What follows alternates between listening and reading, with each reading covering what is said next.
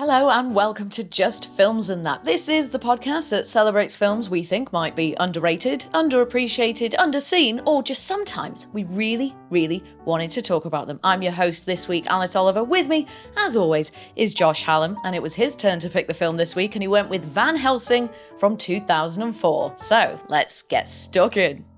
I was going to try and make like a vampire, some sort of vampire, like... Let's get our teeth into it. Get our teeth into it. That's it. That's what I should have said. So Let's listeners, suck its blood. Just pretend I said that. So Josh, you picked this week's film, as I said, Van Helsing from 2004. Spoiler warning, listeners, if you haven't seen it yet. So do tell us, what is it about and why did you pick it? Oh, what is it about? What is it about? So Van Helsing he's a monster hunter in the sort of late 1800s, and he goes after werewolves and Dracula and Dr. Jekyll and Mr. Hyde and all that. He works for some sort of secret organisation linked with the Catholic Church. I'm not too sure what it is. Gets sent to Transylvania to go after Dracula, and that's pretty much it. It's got Hugh Jackman in it with lovely long hair playing Van Helsing. Kate Beckinsale as Anna Targaryen, is it? Oh, I'm not sure. Valerius. Valerius. That's Game of Thrones. Yes. And Kate Beckinsale's in it as Anna. That's her character's name. And Richard Roxburgh is in it as Dracula. It's the same team who made the Mummy films, or certainly the first two, The Mummy and The Mummy Returns. Why did I pick it, Alice? I just wanted to see your reaction. No, okay, well, it was a good one, I think. I picked it because I think it's underrated. Now. Okay. This is a flawed film. Mm-hmm. Some may even say this is a bad film. Oh.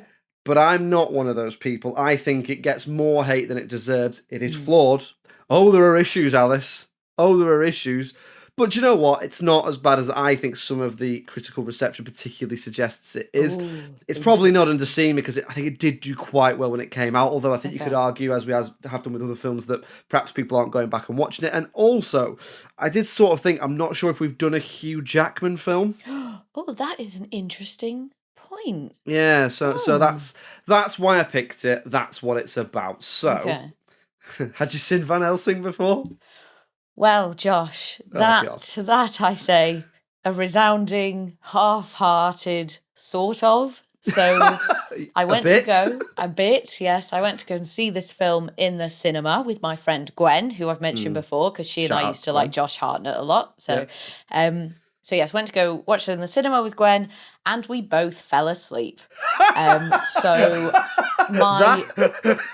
My lasting kind of feeling of this film is that it's not good because of that. Because you fell asleep. Because we fell asleep. Now, I will say, I have fallen asleep in the cinema quite a lot, unfortunately, but I think this was the first ever time that I knew it was possible to fall asleep in the cinema. So is this our first underseen because you never actually fully saw it? Yes, exactly. It's our literal underseen. It's underseen because I saw maybe 20 minutes, half an hour. Underseen, overslept. Yeah, and then just had a real good nap. So you fell asleep 20 minutes in, and that was to the end of the film. It must have been. I just don't remember. Like, I knew Hugh Jackman was in it. I knew, obviously, it was about Van Helsing, vampires, whatever. But I couldn't really remember it. I just always thought, well, I fell asleep, therefore the film must not be very good, which I don't think is really fair because I'm just a bit sleepy. I was going to say, did you fall asleep because it was boring, or did you fall asleep because it was tired? Because it was tired. You're not in it. Sorry, you were tired. It, sadly. I really don't know, but it was the first film that I ever fell asleep to in the cinema. So I was like, oh God, it must be special bad. time in every teenager's life. Yeah, when that first falling asleep in the cinema happens. That nap in the cinema is like I've never ever fallen asleep in the cinema. Have you not? No. No, I've fallen asleep at home many times. Yeah, it's usually because I'd usually end up drinking. And so right. I'd always drink too much in the cinema. Not for this, I was a bit young. But I see what you mean. So like, I was going to say, is it like a learned reaction? So like my partner always falls asleep in the car as a passenger, not when she's driving. Okay. So like as soon as you get onto like a dark motorway or a dark road where there's no twists and turns, she's out. It's like hypnosis, honestly. So is it a bit like that? But obviously, as you've said, you were just probably a teenager. You probably stayed up late or something, had you? Or Exactly. I mean, if I was with Yeah. Gwen, I'd definitely Oh, stay up late, cheeky. partying in real, as we used to do. Gwen, real good time, real good time. Exactly. Good one. Good one. Okay, so this is sort of the first time you've properly given it your undivided attention. Indeed. What did you think? So I did have low expectations going in, but I thought it was okay. Yeah. I thought that it's like fun. It's like this fun horror fantasy romp, isn't it? With like some good acting, some not good acting, some great visuals and some not great visuals. This was a bit of a theme throughout, I thought, where like sometimes certain elements of the film were quite impressive, but then like the quality was never sustained, or like the quality was inconsistent, shall we say. But there were definitely a few good moments in there. And I think if you like Hammer horror or even Tim Burton or things like the Gremlins, then I think this would really be for you. And I definitely reckon that there is an audience for this. I reckon some people love this. Yeah, I think so. So like you say, if you like those, or if you like classic horror, like Universal horror, that's what it's aiming for. I think that whole, think of Frankenstein's lab on Halloween. Yes. That's what it's trying to go for with like Tesla coils and dripping test tubes and goo everywhere and stuff like that. That's, it's sort of like a serious monster mash, isn't it? It is indeed a big old monster mash. That's what it's trying to be. And I do, look, this film doesn't take itself too seriously. I don't think it does anyway. And I do think it is big, dumb fun. There are issues with it, like you say, with the consistency of some of the stuff. But let's get stuck into the positives first. What did you sort of specifically like about it? You obviously like some stuff. So what was it? So, you know what? The real star of the show for me, was the music. Like, I thought it was really big, it was dramatic, it was exciting, and it straddled the horror and drama genres really well. It all felt very scene appropriate, and it heightened a lot of my feelings towards the film. And that was one of the things that I do think was very consistent. It was consistently good all the way through the film. I thought it sounded brilliant. I thought Hugh Jackman was perfect for this. Absolutely perfect. I think he looks and sounds great as Van Helsing, and I think you can see that he's trying so hard and really giving it his all. Like, he hasn't gone into this half-arsed, I don't think. His performance, I thought, was consistently good throughout, except for just one thing at the end. And again, spoiler warning, listeners, but when Anna dies and he like cries out, he's like, I was like, that's a little bit much. He's a bit hamstrung in that bit as well, isn't it? Because again, because he's turning back from a werewolf to a human. Yeah. It's meant to be these like howling into a scream. So he's meant to be like going, oh, and then going into, oh, I'm so sad. And it's just shit, isn't it? It's a bit like, it is shit, that bit. It was. But you are right, I get the impression with Hugh Jackman, he does go into everything with absolutely all guns blazing. Like, I've never seen him give a performance where you think, and there are plenty of actors like this as well, but there are some actors where you think you're there for the paycheck. Yeah, or you don't really get the character, or you don't really get like the feel of the film. Whereas he goes for it, doesn't he? In this, he really goes for it. And I remember, like, as I was watching it, I was really watching him, and I was really watching his eyes, because I feel like an actor's eyes can really give them away. Like, if they're not feeling it, if they don't want to be here, or maybe they're not getting on with people on set, whatever it may be, I feel like their eyes can really give it away. So I was really looking at him and be like, right, what's Hugh thinking? Where's he at with this? And for me, from my observation, he was just into it, and he was just giving it his all, and he was just loving it. And I thought he's a great leading man as well. Oh, he is. I think he's a really great leader. Also, I was watching this thinking, he's a bit like Tom Cruise in that I'm not sure there's a haircut he can't have. Oh, I totally agree. To go from like Wolverine to that, and you're like, there's no way. Like, I do that, I like a prig, right? But he's one of these, I suppose it's because that thing. There's a reason why the guy's a leading man, right? He's handsome and all that sort of stuff. That's what a leading man often is. But it is like that hair would not work on everyone, but looks great. Great hair. So Yeah. it looks like a Head and Shoulders advert in this. It does. Fabulous hat. What else? With his What else? cool guy hat as well. I really enjoyed some of the snowy aesthetic of Transylvania. So I found that quite engaging and that really drew me in. And I think it really helped the story to like pop off a bit more and offered quite a dramatic setting for the action to take place, as well as conveying obviously the hostility of the location and how Van Helsing and then us as the audience aren't welcome there. There were a couple of moments as well that I just picked up on that I really enjoyed in particular. The first one being when, now you may have to fill in some of the details on this for me, but Van Helsing, he's traveling. I think he's taking Frankenstein's monster somewhere and he's traveling by horse and cart to get somewhere. And there's like a bit of a montage of him as he goes on his way. And the sequence is kind of him riding the horse and it's edited together with images of maps and stuff. Yeah, and it's yeah. sort of edited in such a way to show the passage of time. And I just kind of really enjoyed it. I really enjoyed the style. It made it feel really atmospheric. And it kind of reminded me of really early cinema, just thinking back to things like German Expressionism, that I see a lot of that in this. And then I do believe he gets attacked at some point as well, or there's like a big fight and something gets set on fire. And I just really found this whole sequence quite engaging. It was quite dramatic. It felt really active. The camera felt really fast paced. And it was just, for lack of a better word, it was just cool.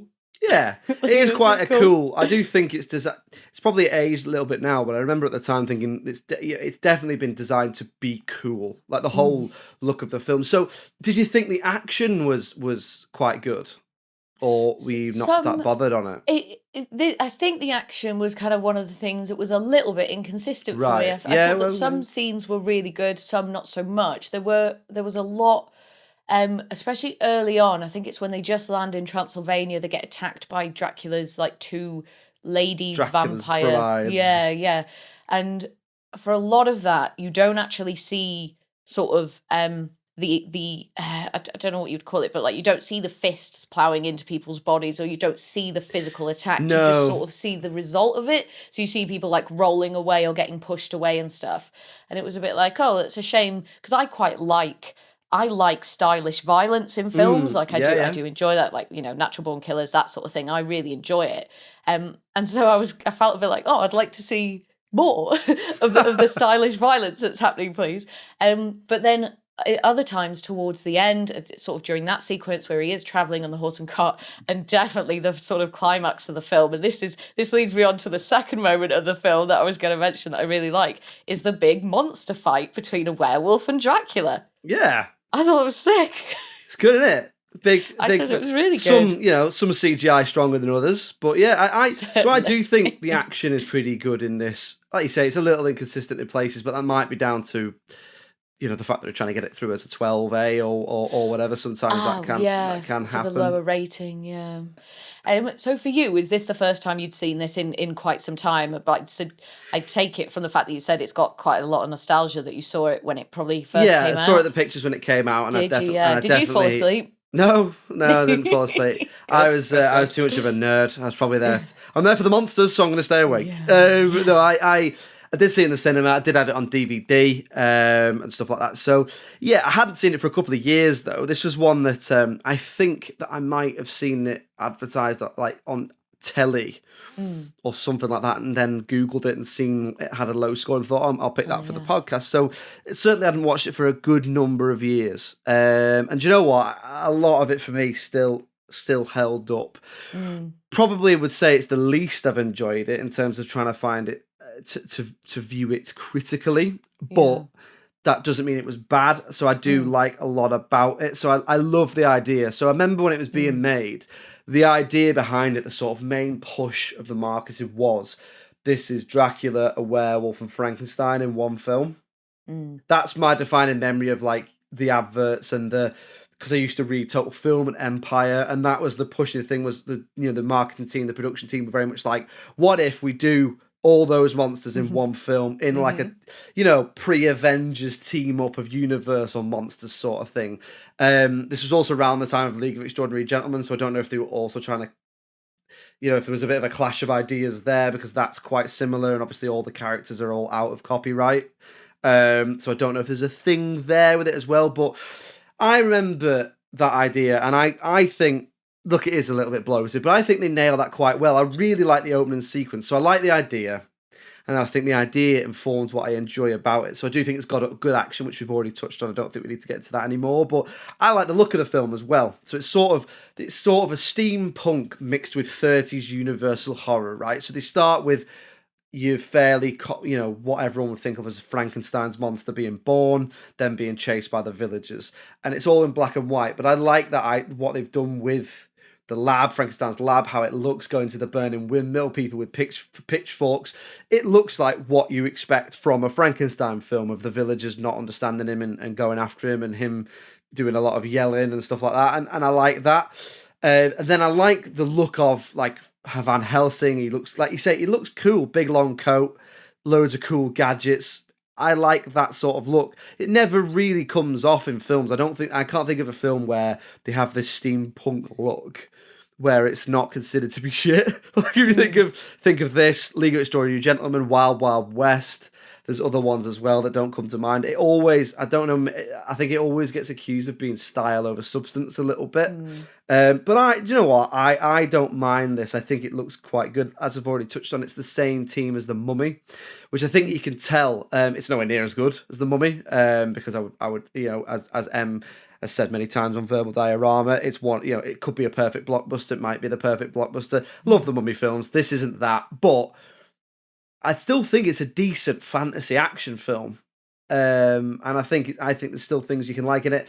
Look, some of the effects haven't aged as well, and we'll come on to that. But it's not, you got to bear in mind, this is 2004, so it's not, they're doing a lot with the CGI. And I remember again the CGI being like, so the motion capture of Mr. Hyde, not Dr. Jekyll, or the turning into the werewolf. I remember it being quite, there was lots of buzz about they've spent so much money on this and it's going to look so good and stuff like that. So, but I think they hit all of I think our point is I think it looks quite good. I think it's quite harmless in some ways, and it hits a lot of those blockbuster beats, like we've already touched on with the formula or the action and the, if you think of things like the way he is with Anna, the little playful banter they have, or the fact that some of the action beats in the film, or even things like you said, the music, the costumes. I think the music's great as well. I'd never noticed the music before, and I think it's really great. Or even little things that you see in action films where, like, the people, the two leads who are obviously going to get together land in a bit of a sexy position, and isn't it funny?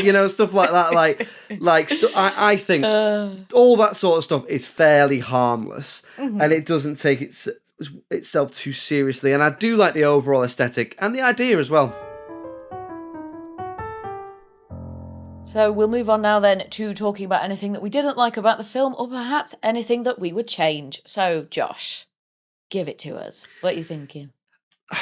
I mean, like I said, it isn't perfect. And it's probably the least I've enjoyed watching this film, because I had to make myself find what I did and didn't like. Right. And I think when I first saw it, I was definitely the target age, the target demographic. Yes. And I remember really enjoying it.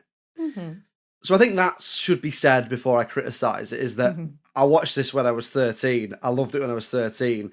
And you could argue that it probably is for that sort of audience rather than the likes of us now. But it's still got broad appeal, so make of that what you will. But for me, I think the main issue is probably the script and some of the overall adaptation as well. So I'll split the script issues into two parts. The first part, very simple, is that some of the dialogue is just a bit cheesy. Now, when I wrote that, and I thought that, I made a note of that, I did think to myself, to be fair, it is an adaptation of these 30s horror films and these older texts. So perhaps some of the cheesy on-the-nose dialogue is, in a way, a bit of a tribute to those films. So you do get the really over-the-top Dracula. Like, he is basically the Count from Sesame Street. Or How I Imagined I've Not Seen It Yet, Nicolas Cage is in Renfield. Do you know what I mean? He's like one step away from I want to start your blood, isn't he? So he is like, but I'm not sure. I'm pretty certain that's what people thought they were going to get. So I'm not sure that is fair. But there is some of the dialogue which isn't great. Probably around Van Helsing as a character, where he's a little bit like too heroic Do you know what I mean? I think you could have kept that campiness and that tribute in the Dracula character, but you didn't need to have it in your leads and perhaps in Kate Beckinsale's character as well. So that's sort of the issue. But then the other issue is there are some real inconsistencies in the script that border on conveniences and plot holes. So there's about 3 times or something in this film where a character just stumbles on what they need for the next bit. So I think there's a whole bit in it that Anna's father was trying to find Dracula's lair. And one of the ways they find it is Carl, who is David Wenham's character, who is, like you say, his Q, his little monk friend who has all his gadgets, just leans on something. And just finds it. There's no like, oh, they followed the trail to get the thing and X marks the spot. There was just, he just found it. Or a little bit like Van Helsing just has a scroll which opens the door to Dracula's lair. There's no, oh, and then he found it. I mean, correct me if I'm wrong, but that is right, isn't it? They just find shit. Yeah, definitely. And like when they're trying to find... where there's like a painting or a map or something on the wall, isn't there? The mural, and they're like, oh, yeah, he was trying to find Dracula's lair, sort of staring at the map. And then the guy who's Faramir in Lord of the Rings, I can't remember his name. David Wenham. That's Carl, he's called like, in this. And it just comes to him. Like, I've just figured it out. And then he's got the scroll, and it's like, oh, it's not a map, it's the door. And it's like, it's a bit like, and again, you could write a lot of this off with, but it's a tribute to those old films where it was very simple. But I think, again, you could do that tribute without making it shit. That's the thing, it can be both as well. Like, I think you're allowed to say it's fine that is what the film was going for and that it is following a particular style. And that's great, and I'm sure that is appealing to a lot of people. But there are ways that you can still do that and still hang on to the sort of previous magic of it whilst injecting a little bit more of a sophisticated kind of, script or action or whatever it may be. More storytelling into it rather than story happening. Yeah, exactly. So, and again, there's a bit where they need to find Frankenstein's monster, and they just fall down a hole, and he's there. Yeah. So stuff like that is a little bit, come on, you could have thought of a better thing than that. It is almost like they had the idea and then went, don't worry about the script, as long as all the characters meet. Yeah. And we get some action. I'm not bothered. And then that also suggests what you said, that it maybe is targeted to that younger audience who maybe aren't looking for the nuances as much as we are. Absolutely, maybe. So so little bit of inconsistencies in the plot in that sense, in terms of what I've already said. Again, Dracula at one point says, I must go and find out who this new visitor is, and then immediately knows it's Van Helsing and immediately recognises him and starts talking to him as if they know each other, because they don't need that backstory. There's no need for them to have that backstory, but they give it them for no reason, that they were fighting, that they were meant to be fighting in one of the Roman armies or something like that, and he killed him or something. But it's so insignificant and so pointless. I didn't even really commit what it was to memory, because there's no need for Dracula and Van Helsing. Van Helsing in the book Dracula is obviously a vampire hunter. He's played by Anthony Hopkins in Bram Stoker's Dracula, which we covered as one of your very first episodes. But he is not what Van Helsing is in this. He's not a big sexy leading man with a load of gadgets. He's not an action hero. I think he's a doctor, or he's a minister, or he's certainly an older man who does hunt vampires, but not in the action hero sense, more in the intellectual sense, if memory serves, from Sherlock Holmes, less James that's Bond, what I mean. He's not Hugh Jackman. And then that leads me on to the other thing, which is they do just change some of the law and some of the rules of the world for convenience. So one of the things is they do change Van Helsing. They didn't need to make him the Van Helsing from the Dracula book. It's not even clear if he is the Van Helsing from the Dracula book, because that Van Helsing is actually called Abraham, whereas he's called Gabriel in this, and he's the left hand of God or the right hand of God or something like that. I don't even know if you necessarily needed to do that, or have him be that Van Helsing's son, or I don't really know, but it didn't need to be. They could have done a bit more work with what is Van Helsing as a character. Is he Dracula Van Helsing, or is he another guy and he's, big leading man, action hero Van Helsing, rather than older man, intellectual Van Helsing? And then they changed some of the law as well, which I've already touched on there, which is things like he can only be a werewolf when the full moon is visible. So I'd never noticed that before, which is you're only a werewolf in this world if literally moonlight is shining on you. In which case, surely it wouldn't be that hard to take a werewolf down. You just wait for the clouds to go over the moon. Yeah. Do you know what I mean? And but in this, Yeah. it's like the full moon has to literally be visible. Whereas I always took it that you are a werewolf on a full moon. Yeah. It's not that if you are in view of the moon, you No, are a I never werewolf. thought that Otherwise, either. you just stay inside. Yep, exactly. And Exactly. it wouldn't afflict your life in any way. Yeah. So things like that is like that's a bit convenient. Is that we need something to turn them in and out of monster form, so that we could show the CGI and have them talking, then fighting, then talking, then fighting. I don't think you needed to do that. You could have easily had just done it and just kept the rules the same. But so there is, there is a little bit of inconsistencies in the script, which I thought let it down because there's definitely an idea here. I mean, they tried to adapt it again, and they were on for a long time about making a sequel or rebooting it. And then there was talk it was going to be Tom Cruise as Van Helsing, and then that became the Mummy film that he made, which obviously I haven't actually seen, but I don't think is a reboot of Van Helsing. I think it became what they were going to treat as part of the dark universe of the Universal films when they also made. I wanted to say they wanted to do like Creature from the Black Lagoon and Another Wolfman and stuff like that, which I don't think has yet come to pass. But anyway, the script for me is what let it down in places. Some of that you can write off, but some of it I don't think you can. Let's hear what you think then. What didn't you like about about it? So I agree with a lot of what you said about the script. That probably was one of the weaker elements of it for me. Also things like, and it feels really stupid saying this in a film like this, but a lot of the characters obviously do just feel like caricatures. So it was very difficult for me to establish any sort of significant emotional connection to any of them. So it was quite a bit of exposition dumping at the beginning as well. And then there was just like the odd line from characters that just felt a bit too daft and just a bit too not sophisticated. So one of Dracula's brides or his assistants or whatever they are. So when she grabs Anna, she says like, "I can feel fresh blood running through her veins," and I was just like, "Yeah, you can. She's a living human being. Of course, you can feel fresh blood." And you're a vampire. I was just like, it was just little things like that. I was like, well, that was a bit dumb. And I feel like you could have said something maybe a bit darker, maybe a bit creepier, maybe a bit more of a nod and a wink to the hardcore Dracula fans. I don't know. But it just felt just really like meh some of the times. Some of the mise en scène did just get to me a little bit. It was just kind of too much, too over the top, and it felt a bit like a ghost house at a theme park at some times. There's obviously no subtlety to this film, and I do feel like maybe, obviously, that is the point, but sometimes it was just a bit too much for me, especially when we're kind of in and around Dracula's castle. It was just like, just props and props and props and props. Like, it was just... the screen was always so full that it was just a bit too much and it becomes a bit gimmicky.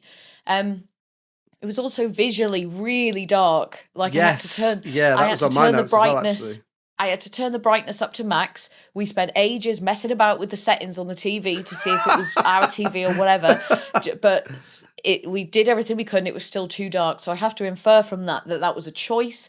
And obviously when you're dealing with vampires and the supernatural and castles and all the lore kind of surrounding those things, I understand why you would want it to be dark. But there is a way that you can darken your actors and your set in a way that doesn't leave your audience struggling to see what was going on. Which was just kind of irritating. I felt like I was missing so much of the detail, facial expressions, gestures, things like that. It was too dark. And just finally, this is a tiny little thing. It's not a dislike, but it was just something that I noticed. So I found myself wishing that Anna was wearing a more combat-ready outfit, right? Because she's wearing the tightest corset and the most immaculate clothing, but the film feels like it's trying to set her up to be this like incredible warrior and this fighter, and I feel like she would have been wearing something more practical, right? She can still be sexy. I get that you've got her in there to be sexy, and she can still look incredible, and obviously she does look incredible, but it ruined the immersion a little bit for me because a lot of her action sequences just felt a bit more unbelievable because I was like, there's no way she's doing that because she wouldn't be able to breathe. There's no way she's running like that. There's no way she's bending like that. I was just like, I don't know, just put her in something a bit more warrior, like Amazonian warrior-esque or whatever. I know it was snowy, I actually think Kate Beckinsale said that herself. Did she? Yeah, I think she was fairly. I'm fairly certain go. she said something like she was happy when this was over because of Oh, that costume. And like you It say, looked tight. it's tight. It's uncomfortable. Well, it looks uncomfortable anyway. And I do think she could have been given more to do as well. Certainly. Certainly. Because And she's was shown to be she a very capable. She's talked up to be a very capable soldier or warrior, whatever you want to call it. But you never actually see that because most of the time either Van Helsing's there and saves her, or she's fighting something that she would never have a chance against anyway. So she never gets that chance to shine. And I think that was probably a missed opportunity, especially when you think about when it was made. So we'll move on then to talking about the critical reception in a moment. But first, Alice, I believe you're going to take us down the vampire hole. Oh, good one, good one. Yes, a special vampire hole for this week's edition of Alice Down the Rabbit Hole. So, for this edition of Alice Down the Rabbit Hole, we're going to delve into the life and times of Alan Armstrong, who plays the cardinal that we meet when Van Helsing goes to give his confession. Alan was born in the northeast of England in 1946, where his dad was a miner. He dabbled in the arts as a young man throughout school and later university, but feeling a bit out of place while studying fine art in Newcastle, he stopped attending his classes, found a job as a bricklayer, then a gravedigger, and it seemed like that was that. But the call of performance was just too strong for Alan, and he eventually found work in the theatre and in radio dramas, eventually landing his first part on the silver screen in Get Carter in 1971. What followed has been a full and varied career spanning across film, television and theatre, including such hits as Braveheart, Porridge, Sleepy Hollow, The Mummy Returns, Penny Dreadful and Downton Abbey. But the thing I find most fascinating about this man is that his actual name is Alan, but he adopted Alan, a traditional Welsh name, as his stage name. Now, when I saw that name come up in the credits of Van Helsing, I was instantly drawn to it for obvious reasons, so imagine my surprise when it turned out that he was not Welsh. And after some desperate digging on the internet, there is no indication, no clue, no hint of information at all that I could find that explains why he would choose that name. Why would someone choose a Welsh stage name that many people are likely to mispronounce? I don't know. I couldn't find the answer. Alan Armstrong, please get in touch and tell me, because this lack of conclusion is going to drive me mad forever. And that was Alice Down the Rabbit Hole. I can tell you why. It'll be because of equity. Ooh. So someone else will have been called Alan Armstrong and he'll have just thought, I'll just change the A to a U. Maybe, but I couldn't find any definitive proof. Because I see his name in the credits and I was like, oh, it sounds like a strong Welsh fellow there. He is in The Mummy Returns, and if you compare his character to his character in this, same guy. It's it's the same guy. And also, he, I think, was one of the original, if not the original, Thénardier in Les Mis on the West End. I had the DVD of him doing concert, because when I see him in this, I was like, that guy looks familiar. And then I see his IMDb and I was like, oh, he was Mr. Thénardier in Les Mis. And if you YouTube it, there's an anniversary performance where he does it, and it is spectacular. He's good. He's brilliant. A good one. And his son is also an actor who, once you know that, because he's in Happy Valley, he plays the guy who gets shot in the first series. You can't unsee it. But spoilers for Happy Valley there. Well, someone gets shot. People get shot all the time in Happy Valley. Get shot all the time. Yes, Alan Armstrong then, top Welsh Northeast lad. We'll move on now then to talking about the critical reception. So you said you picked it because you think it's underrated. I am not surprised that it probably didn't do super well with the critics. I haven't seen the critical reception. Let's have a think. So I thought it was okay, but I don't think it was terrible. And I feel annoyed at myself. I feel annoyed at myself that I didn't give it a proper chance when I fell asleep at the cinema that one time, because I think it's better than I was expecting it to be, better than I gave it credit for. What would I give it? I think you gotta give this like a high 6, man. There's it's so full. There's so much going on. I felt like I did feel the same way about Bram Stoker's Dracula as well. Just the effort. Looking at the effort, you cannot say that they've gone into this half-assed. Everyone, like every sort of designer, the actors, everything to do with the props and the costume, so much effort. There's dollar bills to be seen there. Yeah, so I've got a lot of time for that. What did it get? You think it's underrated? Probably, I reckon we might be dipping down into the 4s. Ooh, I reckon the 4s. I reckon the critics probably gave it like a 45 or something. 45. So first of all, let's have a look. So your score there is a lot higher than I thought you'd give it. I thought you'd think it was. I thought you'd either hate it or think it was all right. Obviously, you did think it was all right, but you said high 6 then. Yeah. So that's pretty good, right? So I'd probably give it about that as well, maybe 6, high 6 out of 10. So at the time of recording, the audience on IMDb give it 6 out of 10. Okay.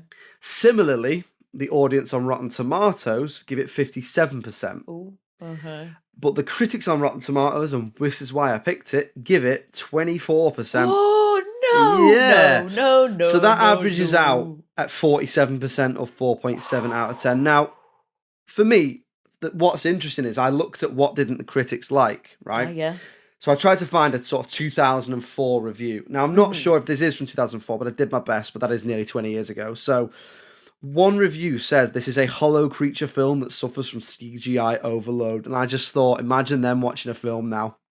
Yeah.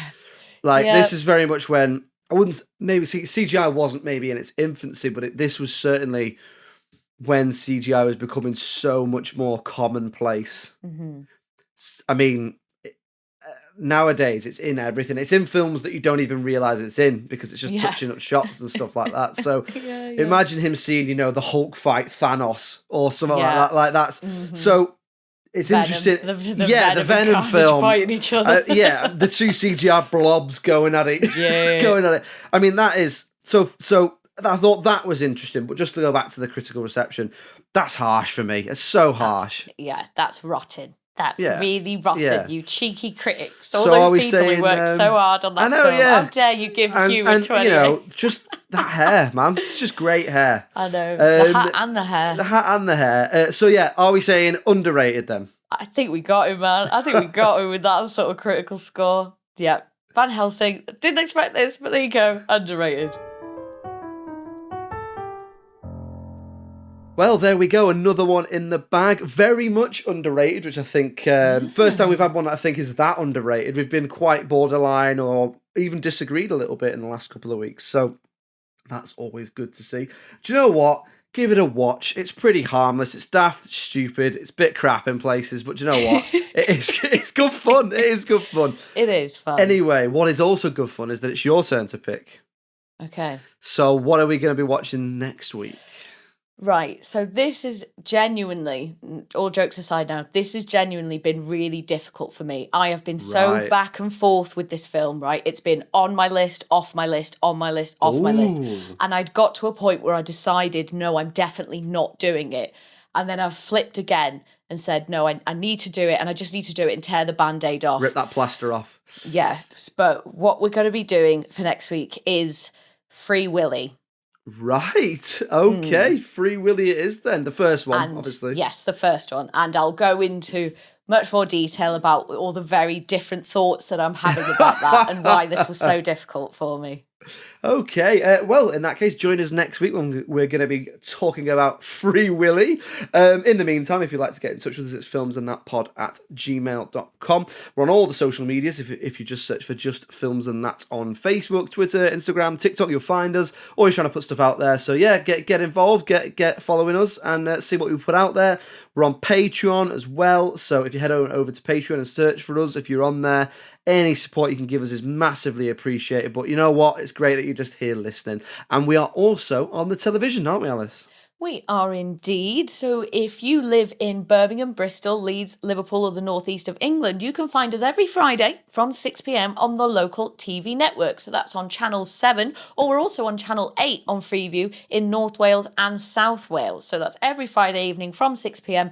I've also been uploading the videos to Dailymotion. If you want to hop on over to Dailymotion, if you search Just Films and That, you'll find us and you'll see what exactly it is that we're doing. Me and Josh chatting about all our favourite underrated and underseen films. Yes, there we go. Lots of ways to see us and hear us. And yeah, thank you very much for listening. And we'll be back next week with Free Willy. It's goodbye from me. Cheerio. Bye.